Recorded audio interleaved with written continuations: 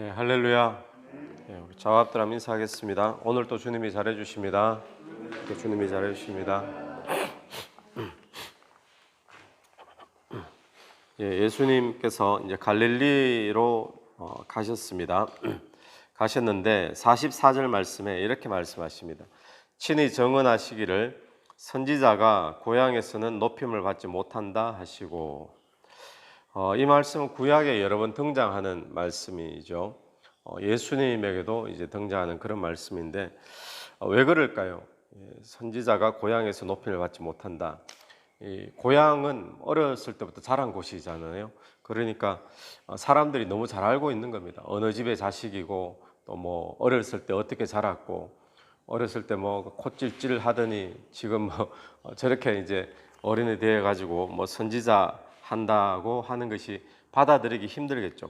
그러니까 어떤 이야기인가 하면, 우리가 이런 어떤 피상적인 지식이나 선입관을 가지고 있으면 그리스도를 배척하게 된다라는 것을 우리가 이제 보게 되는데, 우리에게 한번 적용을 해본다면 이렇습니다. 우리도 신앙생활을 뭐 모태신앙이라든지 신앙생활을 좀 오래 했으면 성경 공부도 해봤고, 나름대로 예수 그리스도가 누구신지 내가 좀 안다라고 그렇게 생각하기가 쉬운데, 그런데 주의해야 될 것이, 내가 주님을 좀 안다라고 하는 것이 어떻게 보면 하나님이 나에게 새롭게 역사하시는 것을 가로막는 장애물이 될 수도 있다라는 사실을 기억해야 됩니다. 그래서 우리는 언제나 하나님의 역사 앞에, 또 하나님의 말씀 앞에 늘 겸손해야 될 줄로 믿습니다.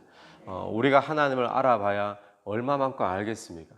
하나님은 무한하신 하나님이신데, 우리가 유한한 이 존재가 하나님을 유한한 내 상태의 100%를 안다는들, 그 무한하신 하나님의 어느 정도를 알겠습니까?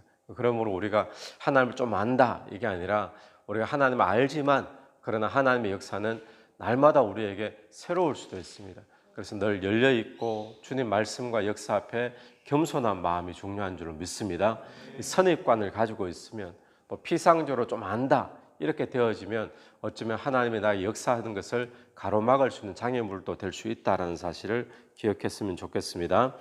자, 46절부터 한 사건이 일어나는데, 갈릴리 가나에 예수님이 이르렀습니다. 물로 포도주를 만든 곳이죠. 근데 거기에 왕의 신하가 있어 그의 아들이 가버나움에서 병들었더니, 갈릴리 가나에 가니까 왕의 신하를 만나게 됩니다. 근데 이 왕의 신하는 가버나움이라는 곳에 아들이 있는데, 그곳에 아들이 병이 들었어요. 가나와 가버나움 사이는 거리가 한 34km 정도 되는 거리입니다. 짧은 거리가 아니죠. 뭐 여기로 따진다면 우리 뭐 사우스포트에서 시작해서 뭐 아키아 정도까지, 뭐 언더우드 정도, 차를 타고 가면 한 30몇 킬로, 30km 되잖아요. 걸어가는 거리니까 짧은 거리가 아닌데, 자, 여기서 보는 것은 왕의 신하가 예수님을 찾아왔어요.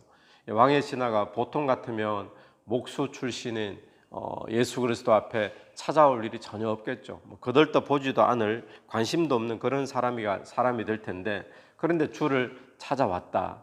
이유는 무엇일까요? 무엇이 그로 하여금 이 34km나 되는 먼 거리를 오게 만들었고, 또 왕의 신하라는 그런 어떤 높은 지체인데 체면이나 위신 다 빼고 예수께 와서 도움을 청할 수 있는, 그렇게 만든 이유가 무엇인가 하면, 그에게 지금 고난이 생겼다는 겁니다. 자, 어떤 고난입니까?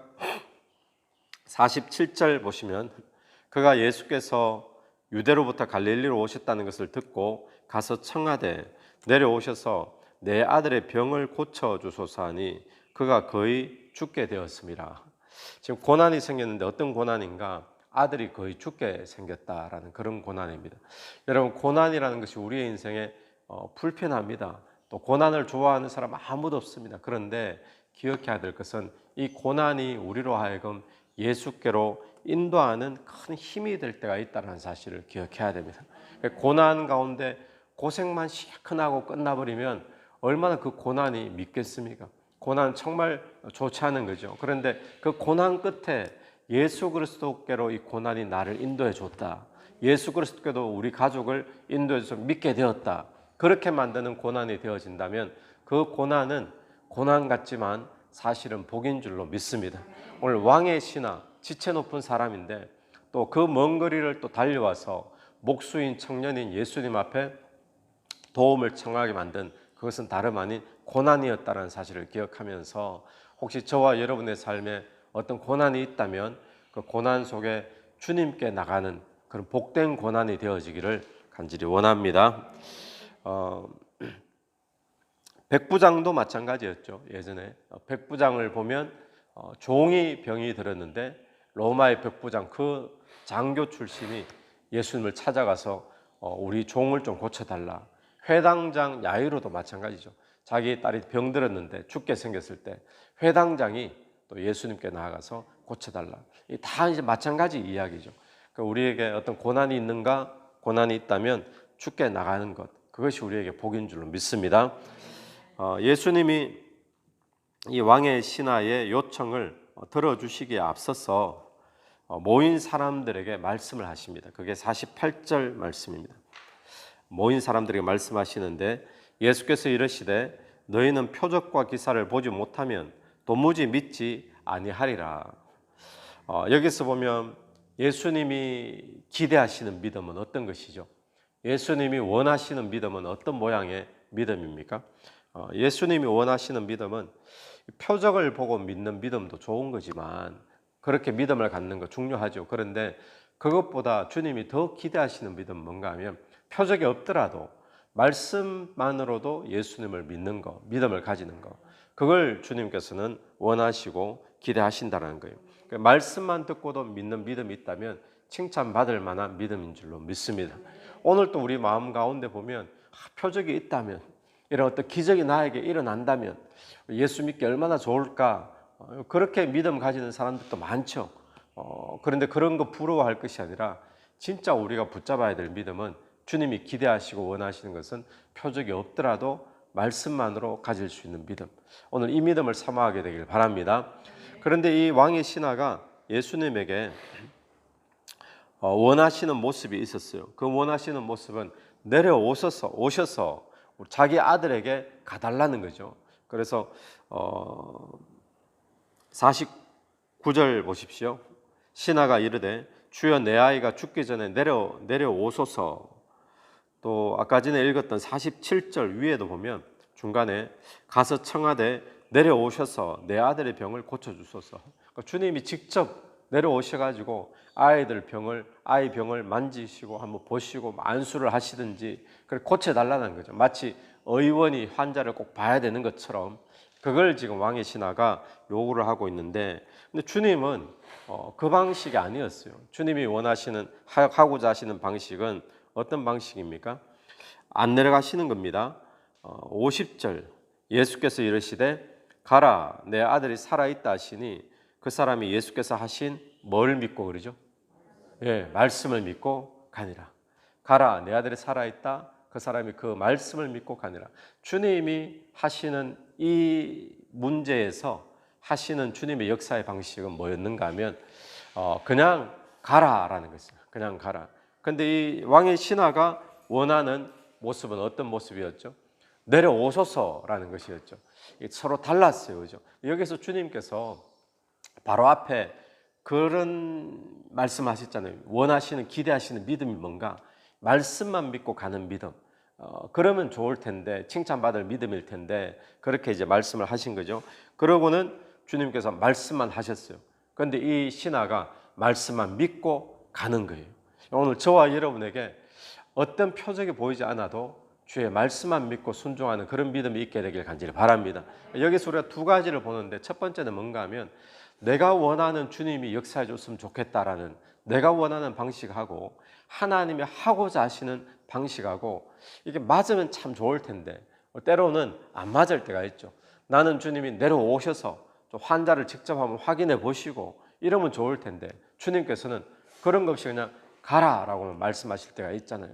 그래서 우리가 첫 번째는 뭔가 하면 내 방법만, 내 방식만 있는 것이 아니라 주님도 주님의 방법이 있습니다. 주님도 주님의 방식이 있다는 거예요.